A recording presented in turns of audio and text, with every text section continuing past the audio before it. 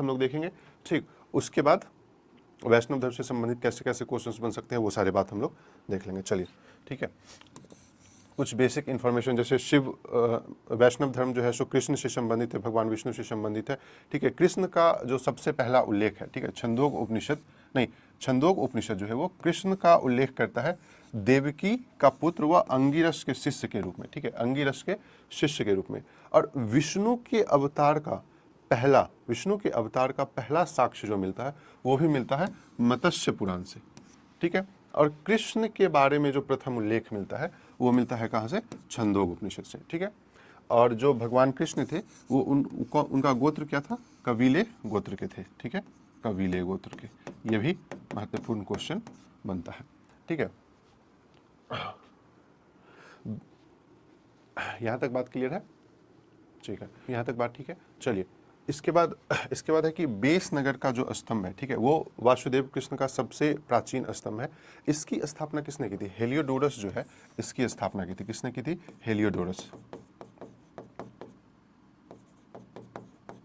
Heliodorus ने इसकी स्थापना की थी, और ये एक हिंदू यूनानी, ठीक है, राजा का राजदूत था। क्या था? राजदूत था। ठीक है, हेलियोडोरस ने बेसनगर स्तंभ की स्थापना की थी। ठीक है, बेसनगर अभी मतलब ये विदिशा में, ठीक है, उपस्थित है।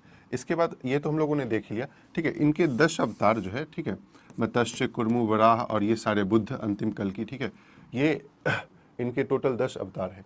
ठीक, लेकिन जो गुप्त काल में एक अवतार थे जो बहुत फेमस हुए थे, ठीक है, वराह अवतार। वराह अवतार क्या है? वराह अवतार है इनका भगवान विष्णु का वो रूप, जब समुद्र जो है पृथ्वी को निगल रहा था तो भगवान ने सूअर का रूप धारण करके, ठीक है, समुद्र से पृथ्वी की रक्षा की थी।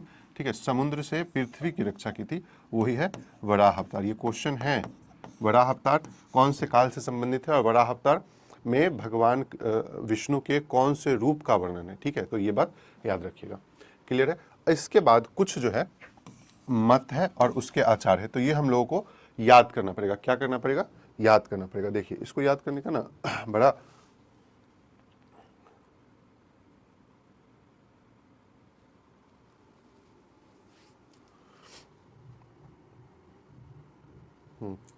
देखिए, इसको याद करना ना बड़ा कोई भारी काम नहीं है। ठीक है, लेकिन एक बार इसको जैसे देखना पड़ेगा। जैसे देखिए, विशिष्ट द्वैत, विशिष्ट द्वैत, देखिए सब में द्वैत लगा है, सब में द्वैत लगा है। ठीक है, विशिष्ट द्वैत का संस्थापक कौन है? रामानुज। कैसे? राम जो है वो विशिष्ट है, राम जो है वो विशिष्ट है। क्लियर है बात? राम जो है वो विशिष्ट है। शुद्धोद्वैत, शुद्धोद्वैत का कौन है? बल्लभाचार्य। बल्लभ क्या है?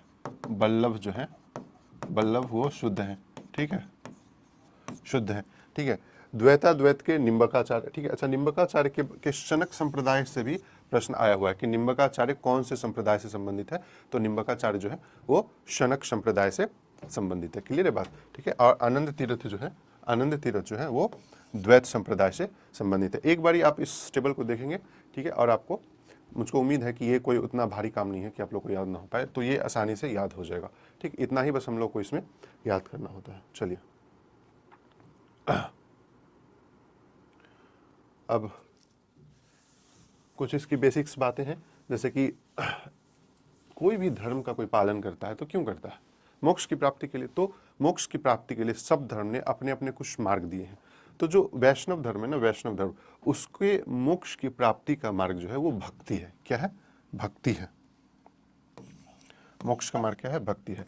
और जो भगवान कृष्ण के हाथ में चक्र है उसका नाम है सुदर्शन। सुदर्शन चक्र में कितनी तिल्लियां हैं?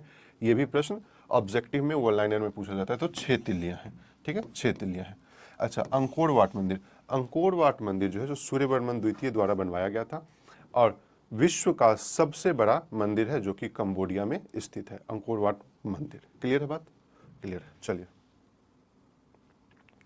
यहां तक पॉइंट हो गया। इसके बाद इस्लाम धर्म और ईसाई एवं पारसी धर्म से संबंधित भी कुछ पॉइंट्स हैं जो हम लोग को। हजरत मोहम्मद साहब का जन्म, ठीक है, 570 ईसा